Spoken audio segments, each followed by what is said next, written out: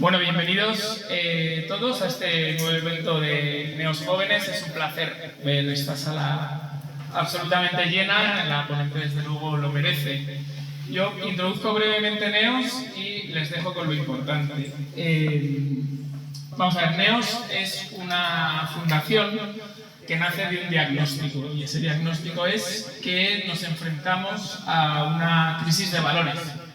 En realidad vemos todos los días crisis políticas, institucionales, financieras, sociales, de todo tipo, pero nosotros creemos que hay una crisis primigenia y esa crisis de fundamentos. Ante esa crisis nosotros proponemos dos cosas. La primera, una voluntad de resistencia. Nuestro lema es porque no todo vale, con lo cual hay que resistir. Pero el ejercicio de resistencia sin más nos parece que se queda vacío, con lo cual nosotros también proponemos una alternativa. Pues ese diagnóstico, esa voluntad de resistencia y esa alternativa es a lo que nosotros llamamos batalla cultural. Por eso está aquí Cayetana, porque hay pocas políticas como ella que entiendan que la batalla cultural es lo verdaderamente importante. Si no construimos una alternativa cultural, jamás llegará, en nuestra opinión, una alternativa política. Así que sean todos bienvenidos, que disfruten y yo les dejo con los ponentes. Muchas gracias.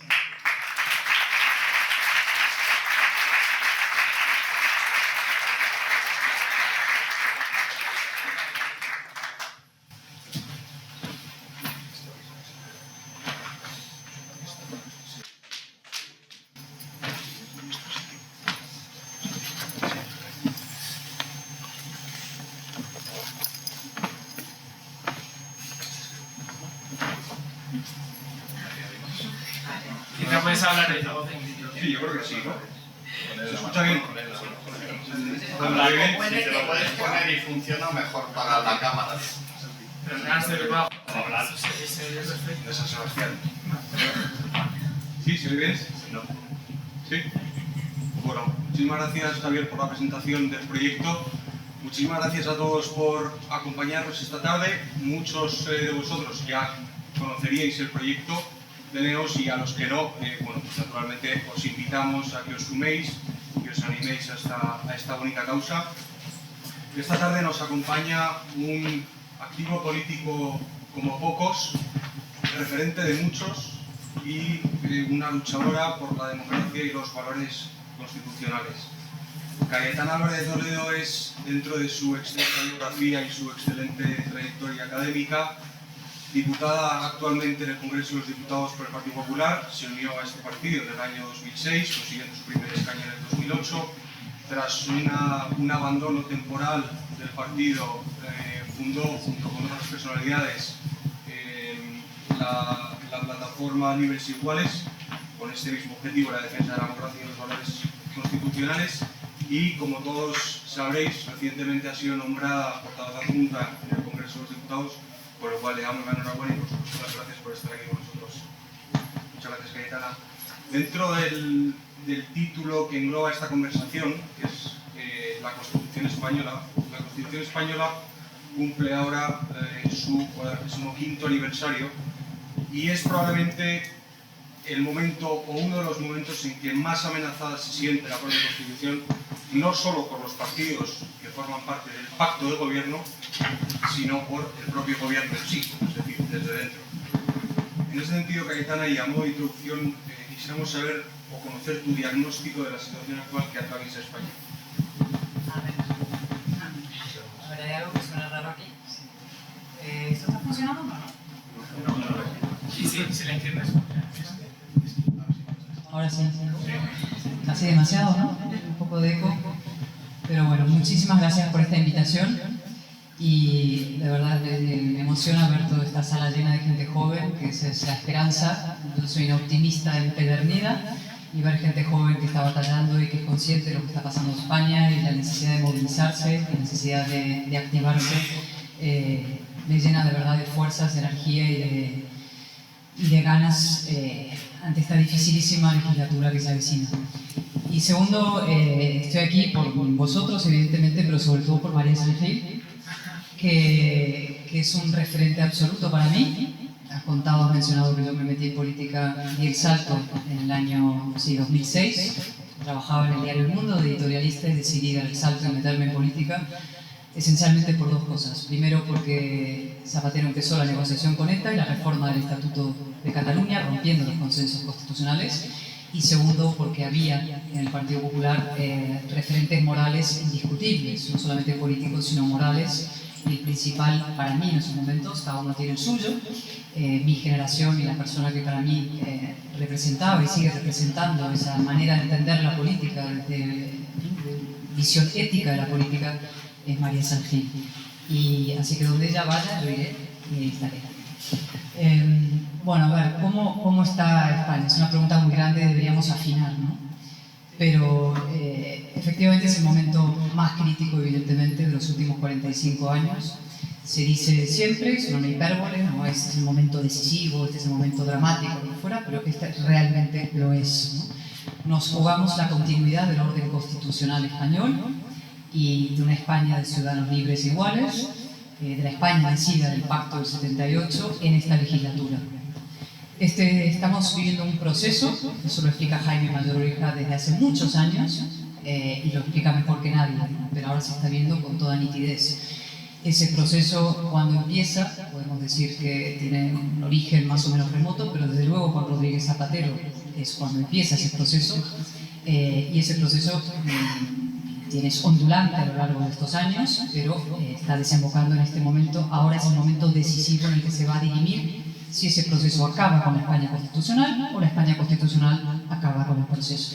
Nuestra obligación es frenar y revertir ese proceso para proteger la España democrática, la España unida, de la libertad, de la igualdad y de la unión, que es lo que está en juego, ¿no? La legislatura pasada ya fue muy importante. La legislatura pasada vimos hitos esenciales en el avance de ese proceso destructivo de liquidación del orden constitucional. Eso fueron el indulto a los golpistas, la rebaja de la malversación, la derogación del delito de sedición, la agitación del guerra-civilismo, la ley de memoria antidemocrática, los ataques civilinos o directos a la corona, la demonización de la oposición. Es decir, todas esas cosas no eran hechos aislados, esto formaba parte de ese proceso. Tuvimos la oportunidad de hacerlo descarrilar y de frenarlo el 23 de julio, ganamos las elecciones, pero nos sumamos. No pudimos hacer descarrilar y revertir el proceso. Y por tanto ahora es el momento decisivo y definitivo en el que se va, insisto, a dirimir la continuidad o no del orden constitucional. ¿Qué está pasando en estos instantes? Y por resumir, ¿no? Luego, si queréis, por eso vamos a ir afinando, ¿no? Bueno, en ese Frankenstein que montó Pedro Sánchez, de fuerzas destructivas del orden constitucional, faltaba una pieza y ha decidido, y yo tenía, porque el proceso continúa y avanza, incorporar a esa pieza dentro del Frankenstein, que es el golpismo prófugo de la justicia, ¿no? Y la ley de la amnistía lo que viene a hacer es la negación y la destrucción del Estado de Derecho español. La ley de la amnistía no es, como sabéis, como un indulto. El indulto del Estado perdona al delincuente. Con la amnistía lo que hace el Estado es pedir perdón al delincuente y borrar los delitos. El señor Sánchez lo que ha hecho es una transacción corrupta, es un acto de corrupción lo que se ha hecho, que es comprar el apoyo de un delincuente a cambio del borrado de sus delitos. Eso es una operación corrupta, más allá de todo lo demás. Una operación corrupta para permanecer en el poder, pero para seguir avanzando en ese proceso de liquidación del orden constitucional, que va a tener siguientes fases. Después de la amnistía, evidentemente, va a abrir la negociación de la autodeterminación, en alguna forma, en algún tipo de disfrazado de alguna cosa, consulta, ya veremos los eufemismos que nos encuentran para justificarla, pero ese es el proceso y tenemos que ser conscientes de que ese es el proceso que avanza.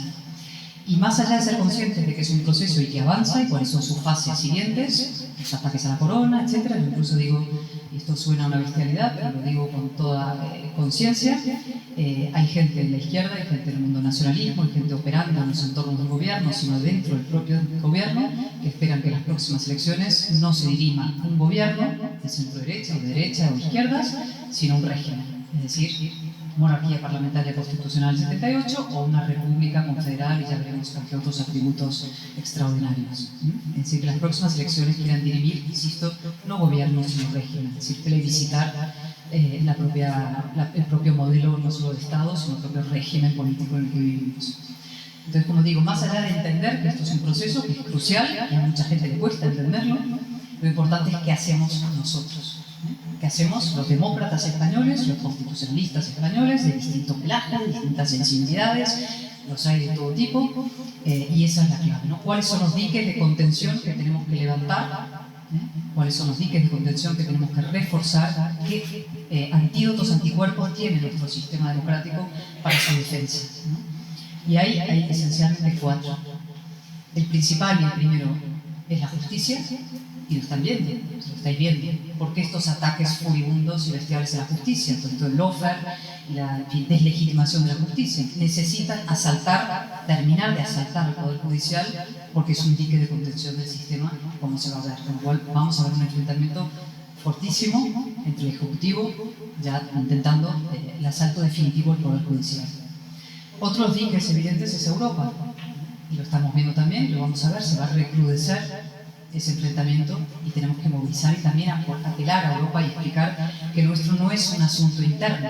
El futuro de la democracia y el Estado de Derecho en España no es un asunto interno español, es un asunto que interpela y que, interpela directa y drásticamente a todos los europeos, porque es el futuro de los valores sobre los que se construyó Europa, que es el valor del derecho, de la nación cívica, de la igualdad ante la ley, etcétera, etcétera. Vamos a profundizar sobre ese aspecto luego. El tercero es la oposición. Nosotros tenemos oposición, digo, Partido Popular y Vox, PN, tenemos algunas fortalezas enormes con las que hay que contar y que hay que movilizar, que es desde luego el poder institucional, es decir, muchas comunidades autónomas, 12 comunidades autónomas que hay que movilizar en defensa de la España constitucional. Tenemos una mayoría absoluta en el Senado y tenemos en el Congreso lo que tenemos, que somos los diputados, que estamos ahí, y que lo que tenemos que hacer es una oposición, como digo, inteligente, adulta, integradora de todo el espacio democrático y constitucional e implacable respecto a lo que viene. Y en cuarto lugar, y muy importante, está la propia sociedad civil, es decir, vosotros, asociaciones como esta y como tantas otras, la movilización y la presión en la calle. Y si movilizamos a esos 4 frentes, esos diques, los mantenemos activos, sin cansarse, sin desistir, sin resignarnos, sin pelearnos, si pudiera ser, también entre nosotros, eso me gustaría, es un mensaje nítido, es decir, es mucho más grave lo que hay enfrente que cualquier diferencia que podamos encontrar entre nosotros. Entonces estaremos en condiciones de proteger, defender nuestra España constitucional. Y ahora que vuelvo por cerrar esta brevísima introducción, es que mucha gente murió por esto también. Es decir, no solamente es un deber moral hacia las generaciones que vienen, las generaciones futuras, aquí vosotros, la España constitucional, en fin, es mucha gente, ¿no? Le cuesta reconocer sus virtudes porque hay mucho deterioro, porque hay mucha crisis institucional de valores y la gente no se siente vinculada con la política, y lo entiendo, tenemos que hacer una labor de dignificación de la política nosotros los que estamos aquí, pero es que fuera de la España constitucional no hay paz civil, no hay prosperidad, no hay nada. Es la oscuridad, es el enfrentamiento, es el guerra-civilismo, es la implosión territorial, es el desastre español, ¿no? Por tanto, es muy importante que vosotros estéis movilizados en esto. Y con una idea acabo, de verdad no me extiendo más. Y esto lo repito mucho, pero creo que es importante entenderlo. El sanchismo, por resumir, ¿no? Se dice mucho que es el sanchismo, son muchas cosas, la mentira, en fin, la pérdida absoluta de los valores, la verdad no existe, o sea, es descaradísimo, ¿no? Pero sobre todo es el pesimismo.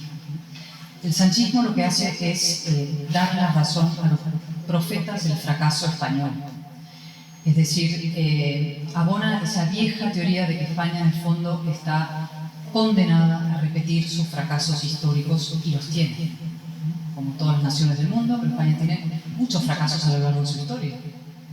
Fracasos de guerras civilismos, etc. O sea, lo que hace el sanchismo es perpetuar la idea de que estamos condenados a hacer aquello que los odiadores de España quisieran que fuéramos. Es decir, un duelo a garrotazos, ¿no? Las dos Españas, un Frankenstein descosido en pedazos, un desencanto. O incluso que la etapa constitucional, lo digo siempre, son como fuegos artificiales, ¿no? Que estallan en la noche y se disuelven efímeramente, desaparecen para inaugurar otra etapa. Y eso es mentira, ¿no? Esta etapa constitucional no es un paréntesis. Tenemos que hacer para eso que el sanchismo sea un paréntesis. Tenemos que hacer que esto sea exitoso, que esto prospere y que aquello por el que dieron la vida tantos españoles, más de 850 españoles, es decir, que aquel martirio, que aquel sacrificio merezca la pena y no haya sido en vano. Así que es una tarea, como decías tú al principio, no solamente política, sino profundamente moral y nos interpela a todos. Has hecho, Cayetano, un resumen brillante en el que has tocado muchísimos puntos y prácticamente todos los posibles temas que teníamos previsto. Entonces, si te parece, vamos a ir concretando algunos más de ellos y entramos ya de forma más específica. Respecto a la ley de amnistía, que ha quedado muy clara, pero y citabas, o sea, el incidir, el por qué es tan grave la ley de amnistía, qué implica ese ataque al Estado de Derecho, que es el pilar número uno que has dicho, la justicia, y si crees que ante una amnistía tan atroz como la que van a ejecutar, ha supuesto un despertar en la sociedad española. Bueno, para empezar, claro, están comparando esta amnistía con la amnistía del 77, ¿no? Aquí sois todos muy jóvenes, con lo cual yo tampoco la viví, la del 77. Pero claro, la amnistía del 77 lo que hace es llevar a un país de la dictadura a la democracia. Es decir,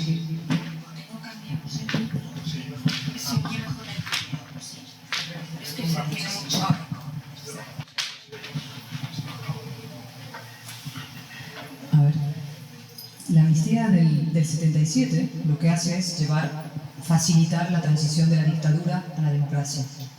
Es un país que se abraza y que decide por un bien común amnistiar, es decir, borrar los delitos del pasado, ¿no? Esta amnistía, el único objetivo que tiene es mantener a un individuo que perdió las elecciones en el poder, ¿no? Esa es la diferencia y la enorme estafa que rodea a la amnistía actual. Es la compra, insisto, del poder a cambio de impunidad. Es una transacción corrupta. Insisto en el tema de la corrupción. Es decirle a un delincuente prófugo de la justicia, a cambio del apoyo que tú me das, yo te borro los delitos. Desaparecen los delitos. Eso es una auténtica barbaridad que no tiene precedentes ni parangón. En la ley de amnistía, si habéis visto el texto, tiene una larga exposición de motivos, donde busca de alguna manera anclajes, precedentes, etc. Pero claro, ningún precedente es equiparable. Esto no tiene nada que ver a cualquier otro proceso de amnistía en cualquier lugar del mundo. Es decir, con un prófugo golpista de la justicia a cambio de que lo mantengan en el poder a este señor que perdió las elecciones. Entonces luego tiene otro aspecto, es que es maravilloso porque además él lo admite. Pedro Sánchez ha estado esta mañana en hacer, el otro día también lo dijo, hay que hacer la necesidad virtud. Es una especie de reconocimiento maquiavélico absolutamente nítido y explícito. Es decir, yo necesito los votos, entonces yo compro los votos a cambio del borrado de los delitos, como si no hubiera existido. Es decir, eso es una, insisto, transacción corrupta. Pero luego utiliza otro argumento, porque todo esto es una farsa, que es el de la convivencia. Entonces, esto hay que hacerlo por la convivencia y por el bien común. Y al mismo tiempo dice, hay que hacerlo para levantar un muro para dejar fuera a la derecha. Es decir, por la convivencia, aprueba una amnistía que supone levantar un muro para evitar que gobierne la otra mitad. Entonces, y esta es una idea central sobre la amnistía que tenéis que retener. Todo este proceso que hemos descrito, del que hemos hablado que empieza con Zapatero, es un proceso para evitar la alternancia política en España. Hay un momento dado en que una izquierda, un sector de la izquierda, después de la mayoría absoluta de Aznar, dice, aquí no puede volver a gobernar la derecha. Y entonces dicen, vamos a llegar a un acuerdo con unas fuerzas separatistas, nacionalistas, con ETA por un lado y con el golpismo catalán por el otro. Entonces dicen, vamos a llegar a las fuerzas al precio que sea, al coste que sea, con tal de echar a la derecha del tablero político. Zapatero lo inicia ese proceso. Y ahora está llegando, insisto, a esa culminación y además explícitamente reconocido cuando se dice hay que levantar un muro para dejar fuera a la otra mitad, en nombre de la convivencia. Porque siempre está el elemento orwelliano en todo esto, ¿no? En nombre de la convivencia levanta un muro. Y por eso es absolutamente lesivo para la convivencia, para cualquier tipo de paz civil. En cuanto te carga la Constitución, rompes la paz civil española. Añadido eso a tu pregunta, ¿no? ¿Qué es lo que hace la amnistía al borrar el golpe de Estado? Dice el golpe de Estado no fue delito. Bien, entonces los golpistas pasan a ser demócratas y los demócratas que persiguieron a los golpistas, ¿qué son? Fascistas. Los jueces, los policías, los guardias civiles, los fiscales, la oposición, Su Majestad el Rey, es decir, todos los que percibimos el golpe de Estado en su día, los que lo sentimos, en fin, todos nosotros que somos. El mundo al revés, lo das vuelta. Y dejas a los jueces a los pies de los caballos, porque los jueces que persiguieron a esos golpistas, si no debieron perseguirlos, entonces hicieron mal su trabajo, ¿no? Estaban cometiendo prevaricación. Entonces lo que hacen es la deslegitimación total del Estado de Derecho, de la justicia y todos aquellos que operaron, actuaron, principalmente también los policías, contra el golpe de Estado, ¿no? Es decir, es, insisto, una bomba lapa colocada en el Estado de Derecho, la voladura del Estado de Derecho por el lado de la aprobación de una reforma legal. Hay otro de los puntos que has mencionado, que se está hablando mucho actualmente, que es el papel de Europa, ¿no? En las últimas semanas se han visto muchas iniciativas, se han enviado centenares de miles de firmas denunciando lo que está llevando a cabo el gobierno o lo que está en cualquier caso proponiendo. Se han mandado centenares de correos electrónicos, mensajes, cartas al comisario Reinders, en fin, no será por iniciativas que se han llevado a Europa. En este sentido, ¿confías en el papel de Europa o el cambio tiene que venir orgánicamente desde España? No, nadie nos va a resolver nuestros problemas, pero todo ayuda. Y formamos parte de algo más amplio que es Europa, y Europa se tiene que sentir concernida. Y no puede ser que porque España sea un país grande, nuestra democracia sea pequeña o importe menos. Es decir, si Europa se sintió interpelada, concernida y obligada a actuar en el caso de Polonia o de Hungría, pues también se tiene que sentir interpelada, obligada a actuar en el caso de España, ¿no? No porque, insisto, seamos un país más grande significa que nuestra democracia importe menos. Y por tanto los europeos también tienen que actuar. Yo no digo que Europa vaya a resolver nuestros problemas, ¿no? Europa, esto de España es el problema, Europa la solución, no. O sea, ni España es el problema, o sea, los españoles somos dueños de nuestro destino y los españoles somos los que tenemos que resolver nuestros problemas. Pero eso no deja, insisto, de interpelar y obligar a Europa a actuar en la medida de sus posibilidades también. Es decir, todo suma, es como decir, no vamos a actuar en el Congreso, el Senado da igual, o da igual la movilización civil siempre y cuando los políticos actúen, no. Todos tenemos que estar activados.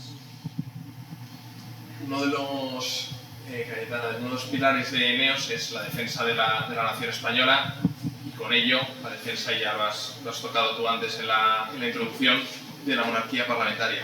¿Qué papel puede jugar Felipe VI y la corona en estos momentos en los que más que nunca está en juego la unidad y la pertenencia de España, de los que ellos son la máxima representación? Yo no soy, en fin, yo he visto críticas, interpelaciones, exigencias al rey Felipe VI de que él tiene que resolver, no. Y creo que no podemos hacerle un servicio a la izquierda que está buscando precisamente la deslegitimación y la erosión de la corona como cúspide de nuestro sistema constitucional. El rey puede hacer lo que puede hacer el rey, lo que sus facultades están perfectamente contempladas en nuestra Constitución, ¿no? Y a los demás nos corresponde asumir nuestra responsabilidad como ciudadanos, como políticos, como élites, como todo en esta tarea. O sea, él tiene las facultades que tiene. Eso dice, no, que no firme la ley. No, o sea, le ponen la ley, él tiene que firmar esa ley. En esta línea, el otro día Arturo Pérez Reverte, yo creo que has opinado alguna vez igual, hablaba de, precisamente, lo que venía a decir es, si España fuese una república, aunque yo fuese republicano, no querría ninguno de estos de jefe del Estado, ¿no? Entonces, él desde su republicanismo hacía una defensa firme de la figura de Su Majestad el Rey. Bueno, es que yo esto lo he dicho muchas veces, parte como provocación, pero no solo. Es decir, nadie ha defendido mejor los clásicos valores republicanos de libertad, igualdad y fraternidad que Felipe VI el 3 de octubre. Es decir, él defiende la libertad de los ciudadanos frente a la tribu, la tiranía de las mayorías, las minorías, etc. Defendió la igualdad de los españoles ante la ley, unos y otros. Defendió la fraternidad entre españoles frente a unos señores que se proclaman republicanos y que son etnicistas y reaccionarios de manual. Es decir, el separatismo es un movimiento reaccionario, es un movimiento tribalista, es un movimiento etnicista, es un movimiento xenófobo. Es todo lo contrario de los clásicos valores republicanos. Es verdad que la experiencia concreta republicana española es la que es, Yo me estoy refiriendo a los valores republicanos clásicos, ¿no? Con lo cual hay una enorme, digamos, paradoja en todo eso. Y por otra parte, la monarquía hoy es la cúspide de nuestro sistema democrático y constitucional, es decir, no va a haber sistema democrático sin la monarquía y sin la corona. O sea, ellos, vamos a retrocedernos un momento, ¿no? O sea, ellos fracasaron contra España el 1 de octubre, es decir, intentaron contra la Constitución, hicieron un golpe de Estado, y es verdad que fracasaron, el golpe de Estado fracasó, ¿no? Luego vino el Partido Socialista y los rescató. Hizo lo mismo con ETA, el Estado derrotó a ETA. La policía, el guardia civil, la movilización, las víctimas, el ejemplo moral, la propia ilegalización de Batasuna, etc. Y luego vino el Partido Socialista y los rescató. La misma operación en los dos casos. Rescata al partido de ETA, lo mete en las instituciones, es verdad que con la ayuda del Tribunal Constitucional en su día, y en el caso de Cataluña, el golpe de Estado fracasa, el Estado la derrota el rey, los jueces, los fiscales, hubo un gobierno del PP también, que es verdad, que aplicó un artículo 155, podemos discutir, poco tiempo, mucho, lo que fuera, pero lo aplicó, es decir, el Estado derrota al golpe, como derrota de ETA. Y en los dos casos viene el Partido Socialista, rescata a unos y los rescata a otros, ¿y por qué?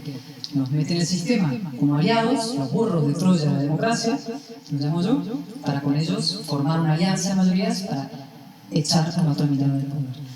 Con lo cual, en fin, no me acuerdo ya cómo empezó tu pregunta, pero respecto a la como el mejor jefe de Estado que podría haber en un país como España, más vale, recoge el hilo. Ellos, entonces, como fracasa el golpe contra la España constitucional, contra el Estado democrático, lo fuera, no acabe de descartar, como decía antes, que intenten contra la corona lo que no pudieron contra la Constitución. Es decir, la labor de Zapa contra la corona es una manera, ellos consideran que es una labor más frágil, entre comillas, porque dicen, bueno, la gente joven, ¿qué vinculación va a tener con la corona? Es decir, si tú les pones a muchos jóvenes, ¿monarquía o república? Te dirán república, porque les cuesta hacer, digamos, esta asociación entre democracia y monarquía que es tan nítida para algunos de nosotros en términos políticos y morales e institucionales, para gente joven eso les cuesta más, ¿no? Con lo cual no hay que descartar que busquen, insisto, por la vía plebiscitaria de la monarquía república lo que no consiguieron por la vía de España sí o no, ¿no? O sea, hay que estar muy atentos a esa operación y estar firmes y sólidos en defensa de la corona, de la institución de la monarquía, en la figura de Felipe VI y de su hija Leonor, ¿no? Yo le digo siempre, y insisto, o sea, Sánchez pasará y Leonor quedará. Eso, insisto, Sánchez pasará y Leonor quedará. Es decir, el paisaje que nos van a dejar es de enorme devastación institucional, de destrucción civil. Es decir, ha pasado una cosa, no sé si algún catalán que haya vivido el proceso en Cataluña, pero lo que hemos vivido en Cataluña a lo largo de estos años se ha trasladado a nivel nacional. Todo lo que el proceso destruyó en Cataluña, la institucionalidad, la paz civil, digamos, las relaciones familiares, el prestigio de la ley, la verdad, es decir, todas estas cosas que Cataluña han ido socavando a lo largo de los años, ahora lo han exportado a nivel nacional y está pasando exactamente lo mismo en el Congreso, en la sociedad dividida, el prestigio de la ley, los ataques a los jueces, es decir, el proceso, ¿no?, se ha ampliado a nivel nacional. Y por eso, insisto, entre todos tenemos que proteger a nuestras instituciones, a todas ellas, incluida desde luego la corona. Hablabas de la sociedad civil, de cómo tiene que estar unida en oposición, de la paz social, la paz civil, ¿no?, de esa agrupación en la oposición, que de manera inevitable también hace intervenir a los partidos políticos, porque hay un reflejo de otro y viceversa. En estos momentos, esta tarde además hemos visto las declaraciones, ¿es posible ese entendimiento necesario para generar esa oposición entre el PP y Vox? Evidentemente sí. Ese entendimiento se está dando en cantidad de comunidades autónomas e instituciones, y si no somos capaces de llegar a un entendimiento entre nosotros, ¿cómo vamos a defender a la nación española, ni a la Constitución, ni a nada? Y será nuestra responsabilidad, ojo, ¿no? Y aquí hay que ponerse firmes. Es decir, si nosotros tenemos falta de visión política, falta de grandeza, falta de generosidad como para anteponer nuestras diferencias a la defensa de lo común, es que nos merecemos todo lo que nos pueda pasar. Y además, no es la primera vez que pasa. Tenemos países amigos iberoamericanos que han vivido 20, 30 años de regímenes atroces, en parte por la responsabilidad de las divisiones de la oposición. Y los enfrentamientos, y los personalismos, y los egoísmos, y la política pequeña, y las mezquindades, y la desacordó, y yo quiero salir, estos son no sé cuántos. No, es que eso, ¿no? Y en Cataluña, en parte, nuestras divisiones también, o sea, han contribuido a perpetuar a la casta nacionalista destructiva, ¿no? Como aprendamos de los errores que han cometido países hermanos o no hermanos, países primos o países a los que aprendamos de los errores cometidos por otros, ¿no? Y no podemos permitirnos eso. O sea, hay un mal mayor, pero un enorme mal mayor, no cualquier mal mayor, o sea, el decisivo mal mayor. Entonces, has hablado antes de la crispación y cómo la izquierda está utilizando la crispación, ¿no?, como mecanismo, y cómo se puede entender, y lo has citado antes, que Sánchez hable con lo de levantar un muro, con lo que ello puede conllevar, ¿no?, de bloquear totalmente a la oposición, al mismo tiempo, claro, es muy orwelliano como decir, esto es necesario para asegurar la convivencia, ¿no?, y también lo has citado. O sea, si nos puedes decir algo de la crispación y esa dicotomía entre levantar el muro, pero a la vez están facilitando la convivencia, ¿no? Bueno, la utilización orwelliana del lenguaje está llegando a niveles, en fin, de casi paródicos, ¿no? Y este es un ejemplo, ¿no? O sea, efectivamente, por la convivencia hay que levantar un muro, ¿no? La convivencia entre quiénes, con quiénes, ¿no? Sí, entre la convivencia entre el ego de Sánchez y su poder. Es la única convivencia que está en juego aquí, ¿no? Es decir, entre las ansias ilimitadas de poder y lo que sea, ¿no? No, como he dicho, es un proceso contra la alternancia política, para destruir la posibilidad de una alternancia política en España, para destruir las posibilidades de que la derecha pueda gobernar en España. Y por tanto es un proyecto contra la convivencia, y por eso es contra la Constitución. Porque la Constitución española del 78, como todas, tiene sus defectos, cosas que nos puedan gustar más o menos, pero es la paz civil española. La Constitución es la que hace posible que monárquicos, republicanos, creyentes, ateos, catalanes, castellanos convivan juntos, los distintos, en libertad e igualdad. Eso es la paz civil, es lo que de verdad pone fin al enfrentamiento entre españoles y a la guerra civil, ¿no? Entonces, al cargarse la Constitución, se cargan la posibilidad de que exista un entendimiento profundo entre españoles y una convivencia de los distintos, el pluralismo político. Por tanto, insisto que es un proyecto profundamente guerra civilista. ¿Y qué me preguntabas? ¿Eso? No, en concreto, sí, o sea, ¿cómo es que se lleva a la crispación, ese límite? La crispación es un clásico, ¿no? O sea, yo recuerdo una intervención mía en la legislatura pasada, ¿no? O sea, ellos, no sé, no me acuerdo, nombraban fiscal general a la ministra, entonces tú te criticas, te acusan de crispar, ¿no? Te pactan con los golpistas, drogan la sedición, tú lo criticas, te acusan de crispar, ¿no? O sea, la izquierda nos presenta, o sea, te coloca entre una especie de dilema, disyuntiva perversa, y te dice sumisión, ¿te sometes o conflicto? Conflicto significa que te llaman fascista, machista, opresor, racista, y te lanzan al paredón de Twitter como mínimo. Y lo que digo yo es que entre sumisión o conflicto, pues conflicto. Yo no me voy a... Usted avanza con una apisonadora y quiere llevarse por delante todas las instituciones, lo siento, yo me tengo que poner como un muro delante. Ah, que usted crispa, usted se pasa, sí, claro. Es conflictivo, sí. ¿Y es desagradable? Sí. Y entonces tienes que decir cosas así, pero tienes que decir la verdad. Si no, ¿qué pasa? Si no, arrasan con todo, claro. Por eso estamos aquí. Vamos, aunque por fin podemos continuar aquí el diálogo, que yo creo que es muy interesante de tener a Cayetana.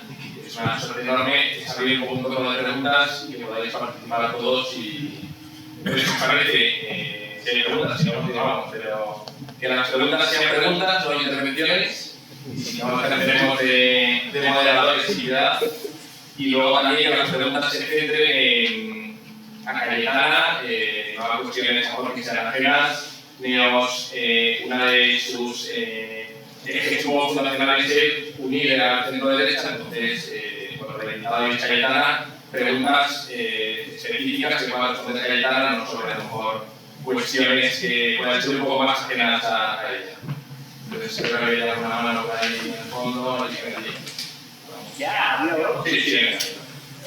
Yo creo que hay como un elefante en la habitación del que no queremos hablar, que es que le han votado esta opción política 7 millones y pico de españoles. O sea, que parece que cuando hablamos, no entendemos, pero que parece que es una banda en esto de ladrones y nos ha robado la democracia, y lo ha hecho en la democracia. Y lo ha hecho contando con muchos millones de votos. Entonces mi pregunta es, ¿qué hacemos con estas personas? Porque ¿y qué hacemos en Cataluña, donde han votado, creo que de los 3 millones de personas, 2,5 a estas opciones? ¿Y qué hacemos con los medios de comunicación? Porque hoy el presidente de la cadena SER, pero la entrevista no la puedo escuchar, pero imagino que habrá sido sencilla. Ya está. Vamos por partes. Cataluña, ¿no? Siempre en mi campaña me preguntaban, bueno, pero ¿usted qué va a hacer para satisfacer esos 2 millones? Digo, nada. El rincón de pensar. A pensar, ¿por qué no quieren convivir con otros españoles? ¿No? ¿Qué oscuro sentimiento albergan de xenofobia, quizá, que les lleve a querer no vivir con otros españoles? Y no te digo con españoles ya extremeños, con españoles de Vic, de Barcelona, ¿no? De hecho, yo creo que en Cataluña no tenemos que intentar contentar al nacionalismo, ¿no? Eso nos ha llevado hasta aquí. Lo que tenemos que hacer es una alternativa constitucionalista poderosa en Cataluña y en el País Vasco. María encarnó durante unos años heroicos. Y nosotros tenemos que seguir esa senda de reconstrucción o construcción, incluso diré, de una alternativa constitucionalista firme en esos territorios.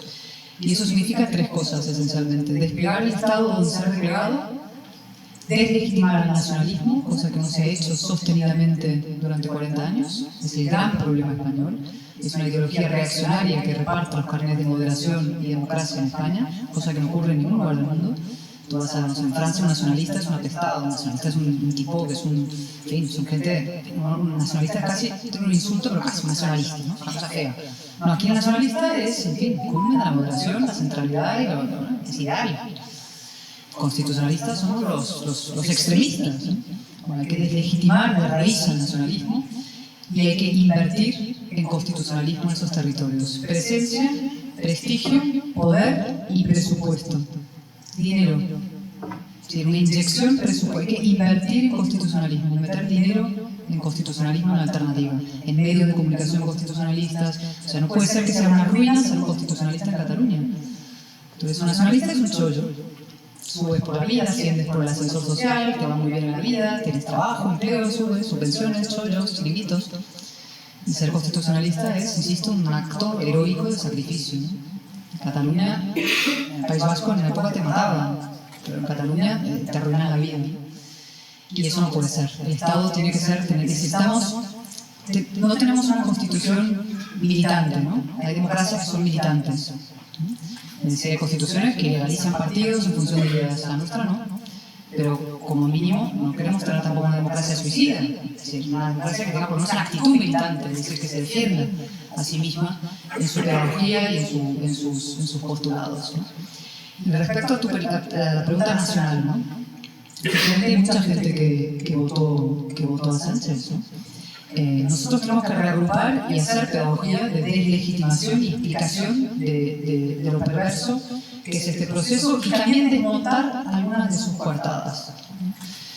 A mí me lo preguntaban el otro día en una entrevista en la COPE, ¿no? ¿Cuál es la coartada esencial que tiene Sánchez para justificar toda esta operación, ¿no? Él dice, vuelve el fascismo a España, ¿no? Vuelve la ultraderecha y Vox es franquismo redivivo, etc. Entonces yo decía, bueno, muy bien, vamos a tomar la palabra y vamos a hacerle unas preguntas a Sánchez o a todos los votantes socialistas, ¿no? Decirles, bueno, el señor Abascal, vamos a hablar de Santiago Abascal. ¿Ha secuestrado a alguien alguna vez? ¿Ha señalado objetivos terroristas desde la portada de un periódico o de un editorial? ¿Ha dado un golpe de Estado? ¿Es un prófugo de la justicia? Y pregunto todo esto porque todos los socios del gobierno han hecho estas cosas. Claro. Entonces resulta que no se puede pactar con el señor Abascal cuando todos los socios del gobierno cumplen estos maravillosos y pulcrísimos requisitos democráticos. Incluso más lejos, el señor Abascal ha aprobado una ley de amnistía o pretende aprobarla que liquida la igualdad entre los españoles y que otorga a una fuerza, esta sí, de ultraderecha, como Junts, el poder de decidir la liquidación del Estado constitucional español y la legitimación de los jueces del Estado de Derecho? Porque eso es Sánchez.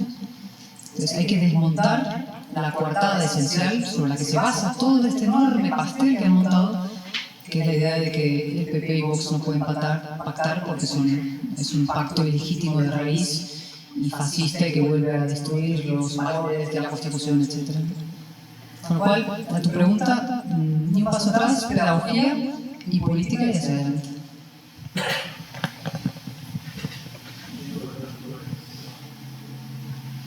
Bueno, Diana, muchas gracias por venir. Te agradezco enormemente. Hace unas semanas conocimos los resultados de las elecciones en Argentina, con la fórmula Milei Gallardo. Sabemos que Milei es libertario y que puede representar a los sectores conservadores en Argentina.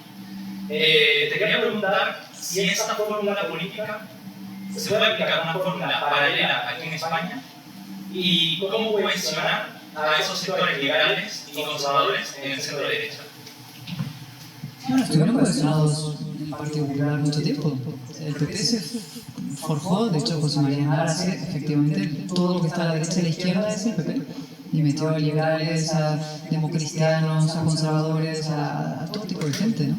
Con lo cual esa operación de gran paraguas de familias es posible. En el caso argentino tiene algún añadido a lo que tú has explicado, es decir, Milei llega en una segunda vuelta, donde hay un sector de Juntos por el Cambio que también apoya ese sector, es decir, hay una reagrupación de un espacio político contra el mal mayor, que es la continuidad del kirchnerismo, que es, en fin, la corrupción, la ruina, la regresión, ¿no? Es decir, ellos tienen la ventaja de tener una segunda vuelta, lo cual les obliga a ir unidos, ¿no? Nosotros tenemos que actuar por responsabilidad, porque no tenemos segunda vuelta. Con lo cual, nosotros tenemos que aprender a unirnos y a trabajar juntos desde un ejercicio de generosidad mayor. Ahí está más forzado por el propio sistema político. Sí, no sé si la línea era la respuesta que acabas de dar, pero has hablado principalmente de 4 líneas de comprensión, ¿no? O sea, deriva, Comunidad Europea, Poder Judicial, Sociedad Civil y la oposición, ¿no? Entonces, a raíz de las últimas elecciones ha parecido que ha demostrado que la derecha o susto o muerte, es decir, o mayoría absoluta u oposición. Entonces, desde un punto de vista electoral, político, ¿cómo afrontas eso? ¿No? ¿Qué tendría que hacer la derecha a nivel político para poder dar una respuesta? ¿No? Pues yo soy muy optimista. De hecho, nos quedamos solo a 4 escaños. Y eso, en mi opinión, son 2 cosas. Uno, que PP y Vox se pongan de acuerdo en algunos sitios, es decir, piense estratégicamente a la hora de presentar candidaturas, estoy hablando de generales, ¿eh? Es decir, hay ciertos sitios y lugares donde hay que militar, seriamente, es decir, donde conviene, hay que hacer un poco de malicia, ¿no? Aquí conviene de tal forma. Y segundo, lo que os decía antes, de una alternativa en el País Vasco y Cataluña. Y por peso de escaños en Cataluña de manera muy perentoria. Si nosotros conseguimos recortar la distancia con el PSOE en Cataluña, que sería, en mi opinión, no a través del apaciguamiento del nacionalismo, de la muerte, sino a través de la reafirmación constitucional, es decir, movilizar un sector fuerte, esos 4 o 5 escaños los salvamos. De hecho, hoy salía en El País una encuesta que daba mayoría absoluta a PP y Vox. Claro, esto hay que mantenerlo, falta mucho, vamos a ver de todo.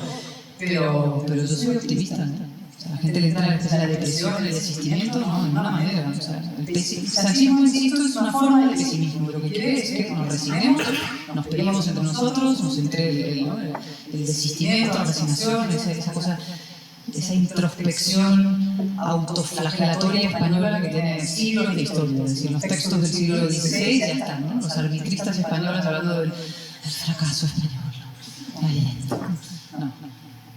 Aquí se gana, es evidencia, y esto lo vamos a ganar, evidentemente, pero hace falta liderazgo y movilización y activación tenemos elecciones en País Vasco, que son muy importantes, elecciones en Galicia, elecciones en Cataluña, probablemente pronto, europeas, que hay que ganarlas de manera contundente, tener un peso fuerte en Europa, y las próximas elecciones generales, sean cuando sean, ojalá que sean lo antes posible, tener esa mayoría.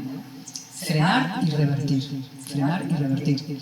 Frenar para proteger el sistema que están intentando destruir y luego revertir, que es ya tela, ¿no? Revertir el daño causado, pero también se puede revertir. Y podemos conseguir, esto ya es un poco de wishful thinking, pero en fin, en mi opinión, si conseguimos esa derrota contundente de verdad que merece el Partido Socialista, algún día harán su camino, pero yo digo siempre, ¿no? Un nuevo Suresnes, como hizo el Partido Socialista en los años 70, llegó un nuevo líder, y para volver a ser una fuerza, intentar ser fuerza hegemónica y poder gobernar en España, tuvo que romper con el marxismo. Eso Felipe González. Pues algún día, un nuevo Suresnes, llegará un nuevo líder y tendrá que romper con el nacionalismo y con el guerra civilismo si quiere aspirar a ser una fuerza política nacional. Porque el PSOE está dejando, bueno, por supuesto que va a ser una fuerza política nacional, pero incluso territorialmente, diaria. Es un Frankenstein, es decir, es una suma de uniones identitarios enfrentados. Y está convirtiendo a España, imagen y semejanza, en una especie de aglomeración de uniones identitarios enfrentados.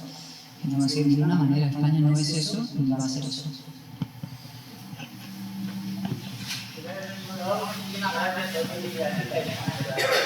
Y hacerte esta pregunta, un pequeño contexto, comentario esto, sería que gracias a la Constitución de 68 que nos hemos dado los españoles, todos gozamos de una serie de libertades que se están viendo, como bien has dicho, muy amenazadas, y hilando con esa reafirmación a la que evocas, que podríamos hacer, porque por otro lado, digamos, los enemigos de España, voy a decir así, de la patria, dan por hecho el aborto como un derecho que se practica en la cultura de la muerte que vemos, y ellos lo asumen ya incluso como algo normal.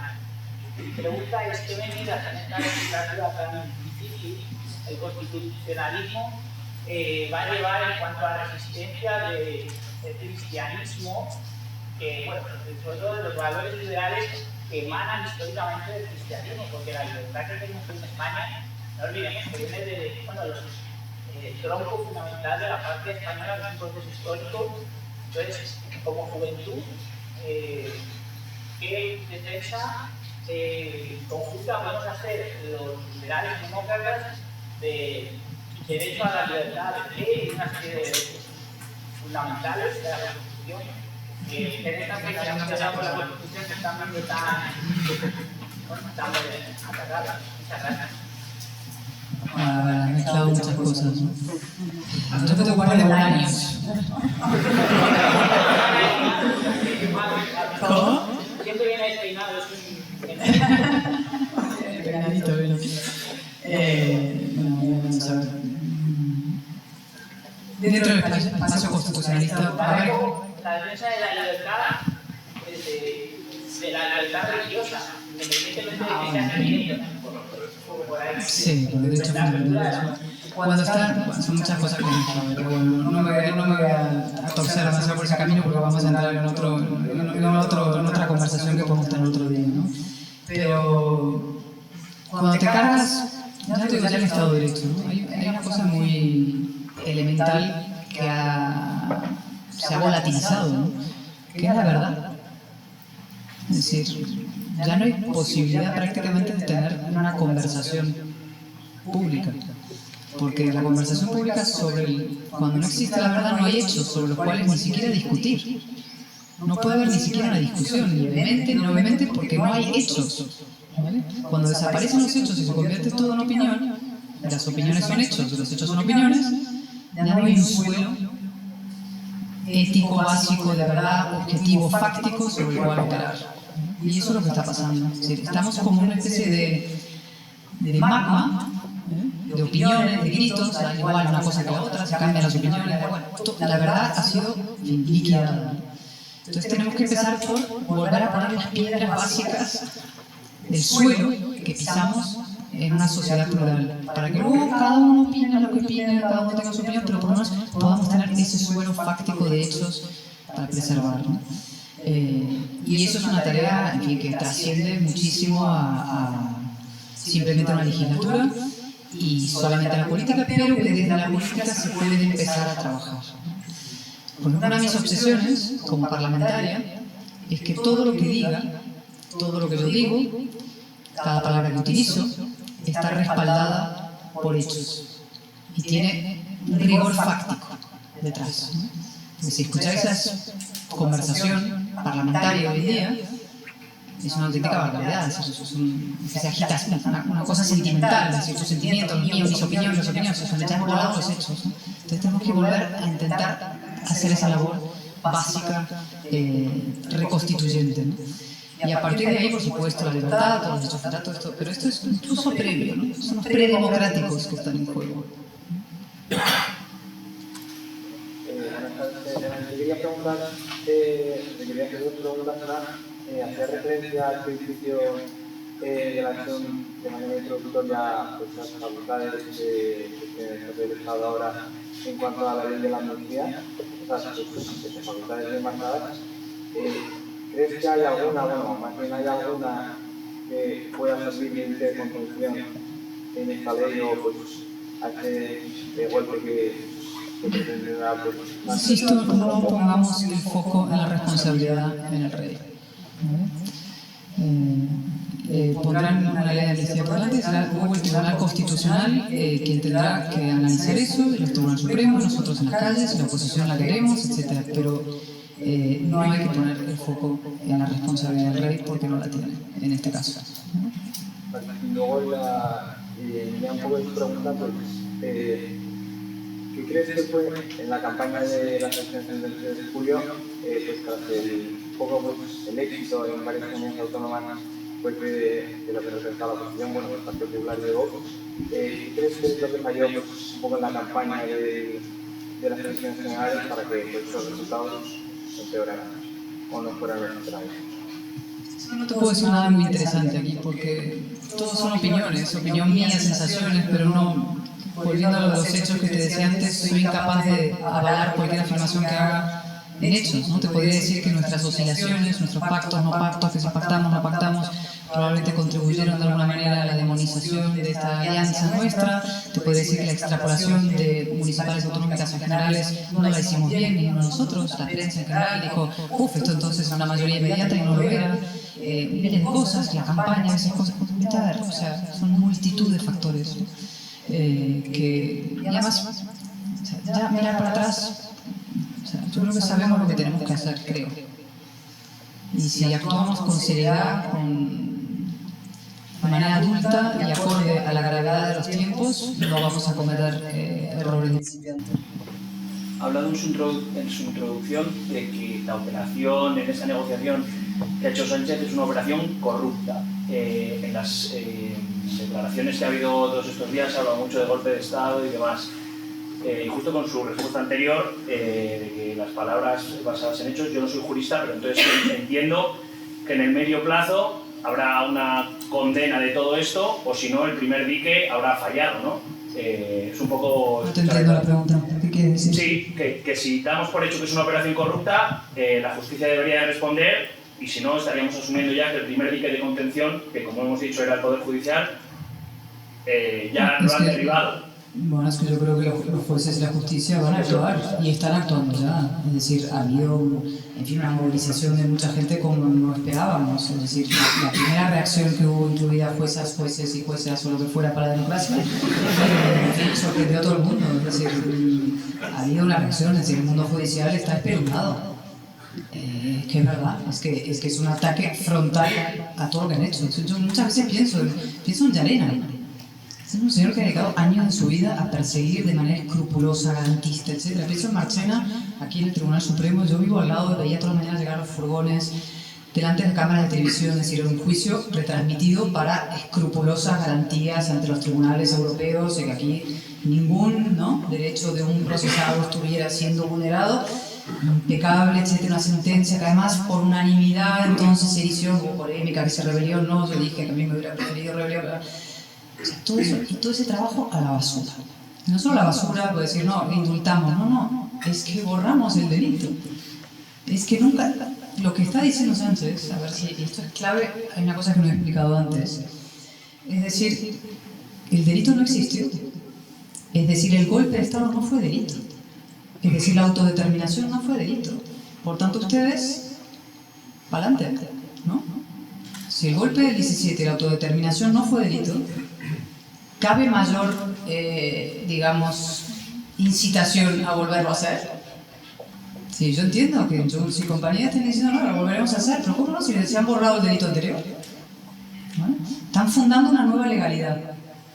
¿Vale? La mutación constitucional. Están mutando el sistema por la puerta de atrás. Es la mutación hacia la autodeterminación de determinados territorios a través de la legalización de la autodeterminación previa. Para todo esto explicarlo en la calle, entonces la gente, bueno, esto significa, ¿no? ¿Esto cómo afecta a mi vida? Digo, claro que le va a afectar. Y va a afectar tu vida no solamente en lo común, lo que somos españoles, miles de cosas, la igualdad, todos estos grandes principios, va a afectar de la misma forma en que el proceso afectó a Cataluña. Cataluña ha entrado en un periodo de gravísima decadencia. Cataluña era la primera comunidad de España, más rica, etc. Cataluña es una comunidad en decadencia. Económica, social, institucional, por supuesto. Era una referencia mundial para tantas cosas, ya no lo es. Y lo mismo España. Es una España decadente, menguante y marginal. Y por eso, en fin, ¿va a haber respuesta? Yo creo que sí. Pero esas cosas no pasan solas, ¿eh? Hay que mover. Sí, yo tenía una pregunta también respecto al Poder Judicial, ¿no? Parece que el PSOE ya está, de alguna manera, pues montando su coartada, diciendo que, claro, después de 5 años sin renovar el Consejo General del Poder Judicial, ya parece que está preparando eso para deslegitimar precisamente al Poder Judicial, ¿no? Mi pregunta es, ¿qué puede hacer la oposición o qué debe hacer la oposición para ayudar a los jueces a parar esto, ¿no? Bueno, la defensa absoluta del Estado de Derecho, la movilización, todo lo que estamos haciendo. Es decir, sí, la coartada última es, pues, bueno, ahora están hoy con lo de los 5 años. El Consejo General del Poder... Perdona, por matizar un poco la pregunta, ¿debería la oposición llegar a un acuerdo para renovar el Consejo General del Poder Judicial? De ninguna manera, para que termine de asaltarlo. Pero bueno, claro, no lo sé. Es que yo me he puesto, en fin, mi época de portavoz... Así me fue. Yo me opuse desde el minuto 1 a esa renovación, que no era una renovación, era un asalto, con tu complicidad. Hombre, no, yo no participo en el asalto al Poder Judicial como cómplice necesario, ¿no? Yo vi venir, todos nosotros, ¿va? Que lo que estaba haciendo el Partido Socialista no era una legislatura normal, de un intercambio, ahora toca a los jueces la alternancia del sistema que hemos, en fin, puesto en práctica desde el 85, que es más que discutible, es completamente discutible. Yo soy contraria al sistema de politización que lleva en marcha años, ¿no? Aparte del deber moral de defender la despolitización de la justicia, etc., es que lo que había nítidamente desde el minuto 1 una operación de asalto al Poder Judicial porque era un dique de contención frente al proceso. Y así lo dije yo el día de mi institución. Dije, uno de los motivos por los cuales es que yo me opongo a esto. Y el Tribunal Constitucional rompí la disciplina de voto, no voté. Porque es que era evidente. ¿Vale? Entonces ahora yo creo que el PP hace muy bien en mantener firme la posición. Y sé que esto es un desgaste, la presión es enorme y es bestial, pero uno no puede participar en la demolición del sistema como cómplice necesario. Entonces tenemos que defender la despolitización. Entonces vamos a ver cómo acaba esta historia, no es fácil, ¿no? La presión va a ser enorme y todo, pero bueno, la posición de, ok, renovamos, pero usted tiene que aprobar antes la ley de despolitización, porque si no, claro, esto no es normal. Y este es el proyecto, mira, otra cosa, otra idea, ¿no? O sea, Podemos, ahora Pablo Iglesias es un fracasado, acabó donde acabó, todos nos alegramos, pero su proyecto está en vigor, su proyecto está en marcha. El proyecto que era, en fin, eso, el burro de Troya, la democracia, desde dentro del sistema reventarlo. La deslegitimación de la monarquía, de la corona, el ataque, el asalto al Poder Judicial, Lofer, concepto kirchnerista, en fin, de 3 al 4, importado, es decir, toda la basura. ¿Esto? Pues eso es lo que está en marcha ahora desde el gobierno nacional. Y eso es lo que hace que este momento político sea todavía más grave que el 2017. 2017, con todos nuestros defectos y todas las civilinas deslealtades del Partido Socialista que existieron y del PSC especialmente, pero bueno, dentro de todo, ¿no? Separatismo del golpe, el Estado se defiende, etc. No, es que ahora el propio partido que está en el gobierno, el propio gobierno de la nación, participa de ese golpe de liquidación del orden constitucional desde el interior. Eso es una barbaridad. Cayetana, me ha parecido antes muy interesante la reflexión que has hecho sobre la diferencia de escaños entre bloques, ¿no? Y entre la oportunidad o quizás conveniencia de plantear de manera un poco estratégica la elaboración de listas, tanto, bueno, en este caso en las elecciones generales, para intentar reducir esa diferencia, ¿no? Y mi reflexión era un poco qué opinas sobre que creo que podría ser un buen ensayo aplicar esa estrategia, digamos, en las próximas elecciones de las comunidades autónomas que tocan ahora, ¿no? El País Vasco, quizás, Galicia se está hablando de que quizás no se presente Vox o sí, entonces no sé si podría ser una buena manera, quizás en el caso del País Vasco más en concreto, de ensayar esta posible acuerdo entre las dos fuerzas principales. El País Vasco no tiene, eso María te lo puede explicar mucho mejor, ¿no? Galicia tampoco está presente, ¿no? Yo estoy hablando más de generales y ya veremos cuando sean las generales, ¿no? O sea, pero es como el sentido común aplicado o sea, claro que hay que pensar siempre estratégicamente. Lo que no podemos hacer es debilitarnos, o sea, nosotros, o sea, pensemos siempre de manera estratégica. Y el problema lógico es que, claro, las fuerzas compiten. Vox y PP compiten, sí, y yo me desespero muchas veces, ¿no? Bueno, comentarios, no sé qué, te meter la foto, no sé cuántos, te pellizco, ¿no? Pero es que es tan grave lo que hay enfrente. Eso, seamos serios, ¿no? Sí, antes has dicho que has mencionado una palabra importante, la palabra revertir. El día que echemos a Sánchez, que creo que estoy de acuerdo contigo, que lo acabaremos echando, y gane las elecciones de la derecha, ¿de verdad confías en que la gran mayoría de las cosas que las burradas que vamos a ver las podemos revertir? Sí, bueno, hay cosas evidentemente muy difíciles, pero estoy dándole vueltas, hay que pensar. La amnistía es una. O sea, ¿cuál es la perversidad profunda, la perversión profunda de la amnistía? Que claro, teóricamente es irreversible. Sí, claro, luego no podrías aplicar una ley que retroactivamente pudiera perjudicar al reo, ¿no? Pero imagínate, por ejemplo, que pero hay que darle la cabeza. Aceptan que Cataluña sea una nación y que Euskadi sea una nación, que lo van a hacer dentro de un cuarto de hora. ¿Tú crees que eso es reversible? No, reversible. Los historiadores vemos cosas desde una distancia mucho mayor. Todo, claro, todo se puede corregir y revertir. Entonces, con este país no ha podido flagelos mucho peores que Sánchez. Pasa también que se le acaba mitificando, ¿no? Ese genio del mal, hombre, no. Que los daños pueden ser duraderos, que la decadencia puede ser prolongada, que España, en lugar de estar haciendo cantidad de cosas importantísimas y maravillosas y útiles para su sociedad y su población, está enfrascada en un corrosivo, divisivo, destructivo debate identitario y terrible. Eso es cierto. Y digamos, los perjuicios económicos, sociales, y ya no estamos hablando de la educación. Ese es otro capítulo, en fin. Hay un colapso cognitivo. Un apocalipsis cognitivo. ¿Sabes? El nivel de los ministros. Ya no te digo y para abajo o para los lados. El ministro de Cultura, ¿no? El de los lustros, la educación, los OES, ¿no? O sea, cree que es sustantivo. O sea, en fin, nos reímos para no llorar. Niveles desastrosos. O sea, Francina Armengol en 2 semanas ha hecho buena Meritxell Batet, os lo digo yo. Impresionante. El nivel, ya no te digo el sectarismo de sus intervenciones, que son alucinantes. O sea, la falta de respeto institucional. Ya me meto en eso, pero es que el nivel de los discursos, ¿sabes? Y fijaros hasta qué punto hoy se han constituido las comisiones en el Congreso, que es un momento importante, y siempre se había mantenido como cuando se constituye la Cámara, digamos, el que asume la presidencia de la Comisión X, siempre en pequeña intervención inicial, de dar la bienvenida a todo el mundo, vamos a llevarnos bien, vamos a sacar adelante leyes estupendas, siempre era como muy institucional, monísimo, bien. Lo lógico, lo normal en un país razonable. Pues claro, una comisión constitucional de la que yo soy portavoz del PP, pues la va a presidir José Zaragoza. Es una declaración de intenciones. Y lo primero que ha hecho en su primer turno de palabra, inmediatamente, exigir la renovación del Poder Judicial. Y yo me he acercado y le he dicho, pero vamos a ver, ¿cómo puede ser que a la primera de cambio, al primer instante, ¿no?, te saltes la neutralidad más básica y elemental de este cargo? Porque desprecian las instituciones. Las instituciones son suyas para ser utilizadas contra la alternativa, la alternancia política.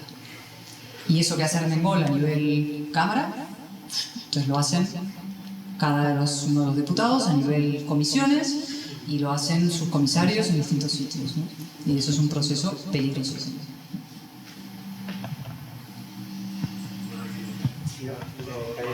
Muchas gracias. Yo quería preguntarte un poco, ya que además te reivindicas como optimista, pues cuál debe ser la actitud de todos los que creemos en la democracia liberal, en el respeto a las instituciones, porque claro, ante todo este tipo de escándalo tras escándalo, lo primero que te sale es lo visceral, lo testosterónico, pero y en la defensa de los principios de la democracia liberal, lo racional, el respeto a las instituciones, la separación de poderes, pues es mucho menos atractivo, menos excitante incluso defender. Entonces, ¿qué podemos hacer para mantener ese ánimo y no caer en su juego? Está muy bien tu pregunta, ¿no?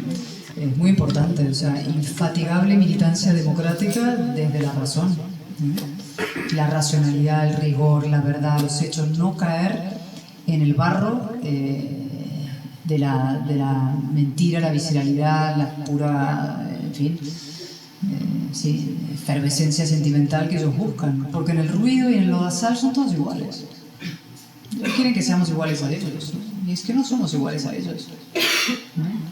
No puedo poner a gritar, o sea, un micrófono en mano, me salgo a la plaza y empiezo a agitar, en fin, el populismo es el atajo de los mediocres, ¿no? Populismo es el atajo de los mediocres, no hay nada más fácil, hasta yo podría, en fin, ponerme a hacer demagogia, un micrófono, y agitar las bajas pasiones de todo el mundo, enardecer a las masas y vamos a por ello, ¿no? Pero ¿yo qué consigo con eso? Si desaparece la razón, vamos al enfrentamiento visceral. Y ahí, pues todos perdemos. ¿Y si es quién gana? Bueno, gana el más fuerte, que es la ley de la selva. Pero no, nosotros, con la razón, que es poderosísima, con los valores que defendemos, que son los que de verdad hacen posible la convivencia democrática, la libertad, la igualdad, todas estas cosas, que suenan abstractas y son concretísimas, y con un patriotismo, digamos, sí, no sé, optimista y luminoso. Creo que quedan como dos por ahí, cuando cerramos. Bueno, yo hilando varias cosas, el tema del deterioro cognitivo, la testosterona y demás, y revertir ciertas cosas, a mí una cosa que me preocupa mucho relacionada con la verdad y el relativismo y demás, son las redes sociales, ¿no? En ese sentido creo que, o sea, con mis propios amigos lo veo, ¿no?, que hay muchas discusiones que no llegan a ningún lado porque todo se reduce a mi opinión, a mi sentimiento, ¿no? Y al final en las redes sociales no cabe la razón, no cabe un discutir profundo y demás, ¿no? Entonces, ¿cómo podemos revertir? Porque yo creo que las redes sociales, la tecnología y demás, es algo que hay para quedarse. ¿Cómo se puede empezar a revertir un poco todos sus efectos? Sí, lo que decíamos, los sentimientos no pactan. O sea, tus sentimientos contra los míos. Eso no pacta, ¿no? Llegas a un momento, un muro. Con los nacionalistas siempre te pasa. Llega un momento, pues, te explicas, el agravio fiscal no existe, le haces no sé qué. Llega un momento, es que yo me siento así, ¿no? Es que yo me siento catalán y no español. ¿Yo qué voy a hacer con tus sentimientos? Yo me siento de otra manera. Y tú, no pactan los sentimientos. Entonces es verdad que la única manera de pactar democráticamente una nación cívica y razonable y pacífica es a través de la razón, ¿no? Por eso es tan importante. ¿Y las redes sociales? Bueno, sí. Yo creo lo que decía un poco antes, es decir, los hechos, la objetividad, la verdad, hay que invertir en eso. Y eso es una tarea de las élites. Y ahora me refiero a los medios de comunicación, ¿no? Sí, los medios de comunicación, los grandes, los medianos, tienen una responsabilidad inmensa, tanto en el deterioro de la conversación pública como en su reconstrucción o restauración imprescindible en estos momentos. Y tienen que apostar por la verdad y por tanto invertir en la verdad y por tanto pagar lo que la verdad cuesta. Porque es mucho más fácil buscar clics a través de sentimientos y vísceras y demás. Y la verdad cuesta más buscarla, cuesta más encontrarla. Necesitas profesionales, gente que sepa, buenos periodistas, es decir, necesitas invertir, como todo. Hay que invertir en democracia, hay que invertir en verdad, Y eso cuesta dinero y energía, tiempo y esfuerzo, y talento, inteligencia, rigor, es decir, todas estas cosas que no están de moda. La meritocracia, todo el esfuerzo, la excelencia, todas estas cosas, pues todo ese rearme moral es imprescindible. Y las élites, insisto, el papel de las élites entendidas no como la élite. La élite somos los que tenemos capacidad de influencia en la sociedad. Políticos la primera, por supuesto, porque nos pagan para ello, pero también los medios de comunicación, las empresas de comunicación, los empresarios, por supuesto. Esto de que se desentienden de los problemas de la democracia, no va con ellos. No. La salud económica no existe sin salud democrática. Tantos países latinoamericanos se han ido al garete porque las élites económicas miraban para otro lado. En Cataluña lo mismo. Siempre en campaña, claro, no me querían, pero me dirigía a los poderosos de ahí. ¿Ustedes qué han hecho? Entonces hay una responsabilidad para restaurar todo aquello. Buenas tardes, secretaria. Yo quería comentar, antes has dicho que eran 4 diputados lo que faltaba para llegar a poder gobernar la derecha. Conociendo a Pedro Sánchez la falta de límites para intentar retener el poder como fuera, yo te pongo varios hechos. Hablando con miembros de la Guardia Civil, a mí me dijeron que era la primera vez en democracia que la Guardia Civil y la Policía Nacional no tenía orden de custodiar el voto por correo. Más de 2 millones de votos por correo. Eso yo no sé dónde ha estado. En una sala en correos, que la llave la tiene el presidente, el amigo de Pedro Sánchez. Luego, otro segundo tema. También personal aéreo, tripulantes de los aviones de transoceánico, les avisaban para que esperaran para salir a pista, que les traían el Botcea, que siempre va custodiado también hasta Madrid, y abrían la puerta, preguntaban por el custodio, y no había custodio tampoco, ni de Guardia Civil ni de Policía Nacional. Ya no, estas 2 sacan, las lleváis a Madrid y ahí os las recogen. La traía el personal de la embajada. Todas esas cosas, nadie ha puesto atención en que de verdad no solo el escenario de votar en verano, en mitad de julio, para que de verdad pueden haberle metido mano a las elecciones. No, las cosas son más simples. Es que para empezar, no soy muy partidaria, o sea, me divierte las teorías de la conspiración como cualquiera, ¿verdad? Pero o sea, hechos, ¿sabes? Pero son hechos. No, hechos publicados, hechos demostrados, hechos no. Una persona va a robar las elecciones, eso se tiene que demostrar. Y hay periodistas en este país, hay periódicos y demás. No sirve de nada quedarse anclado en pensar que lo que fuera, salvo que uno tuviera la gran investigación del siglo. A veces hay que mirar para adelante, porque si no la próxima vez, si ganamos nosotros, a ver si van a decir lo mismo. Entonces, yo creo que los hechos son investigables. La cuestión es, ¿hay alguien en este país que de verdad se mete a investigarlo? Porque a lo mejor es que no hay nadie. Que sí. No hay que entrar en, de verdad, o sea, en el nihilismo, ¿no? La conspiración, el nihilismo, han venido, no se la han conseguido cooptar a todo el mundo, la mano negra, no. De hecho, como decía una persona por ahí, ¿verdad? Mucha gente fue y votó a este señor, le votaron más que la última. Entonces, esto es la política. Entonces, nuestra responsabilidad, no una mano negra, ¿no? Es nuestra responsabilidad ganar esas elecciones masivamente, derrotar a este señor, movilizarnos en la calle, movilizarnos en el Congreso, en el Senado, las instituciones, es decir, todo lo que esté en nuestro alcance. No pelearnos cuando no hay que pelear, es nuestra responsabilidad, ¿no? Y estoy segura que, en fin, desde luego hay medios afines al gobierno y muy casi impúdicamente afines, que hacen contorsiones cotidianas todas las mañanas para intentar ver cómo justifican la última, con el verificador, es un espectáculo verlo, ¿no? Pero también hay periodistas y medios de comunicación independientes, libres y con infinitas ganas de averiguar cantidad de cosas sobre lo que está haciendo el gobierno. Es decir, tenemos un país con antídoto a anticuerpos y una sociedad todavía despierta, ¿no? Y lo que hay que hacer es potenciar todo eso. Antes de una última pregunta, porque nos ha hecho el Ayuntamiento de Madrid la bronca por la hora que estamos aquí apurando. Simplemente decir que hemos reservado un bar, que también estás invitada, que hemos encargado cena, que es Fernando el Santo 13. Continuamos todos ahora y podemos continuar ahí el debate y el diálogo. Y la última pregunta la dejo a Jorge. Como última pregunta, dos pinceladas, ya para cerrar. El consejo principal, hemos hablado del optimismo, de los retos a los que nos enfrentamos, y aquí si estamos es porque estamos, uno, interesados y probablemente dos, preocupados por lo que pasa. Un par de consejos a los jóvenes. Yo creo que lo hemos tocado, ¿no? Pero no, seguir el ejemplo de María Sangil, que vais a acertar siempre. Y nada, que no caer en en la resignación, ni el desistimiento, ni el pesimismo. El pesimismo es el principal aliado de estas fuerzas populistas y destructivas.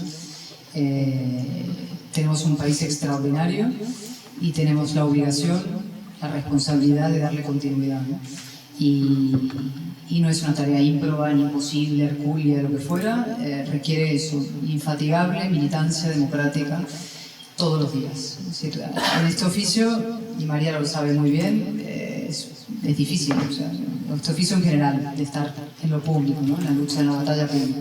Y hay días que te cansas, hay días que estás agotado, hay días que las fuerzas destructivas de todo eso parecen superiores a tus fuerzas, pero no hay que cansarse, ¿no? Yo siempre digo que en mi lápida quiero que ponga a alguien, ¿no? Que por mí no quede, ¿no? O que por ella no quedó, y eso, que por nosotros no quede.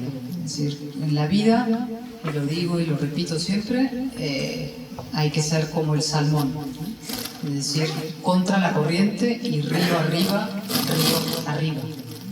Lo fácil es nadar con la corriente hacia abajo, pero lo que tiene mérito y lo que es especialmente importante en estos momentos es nadar contra la corriente río arriba.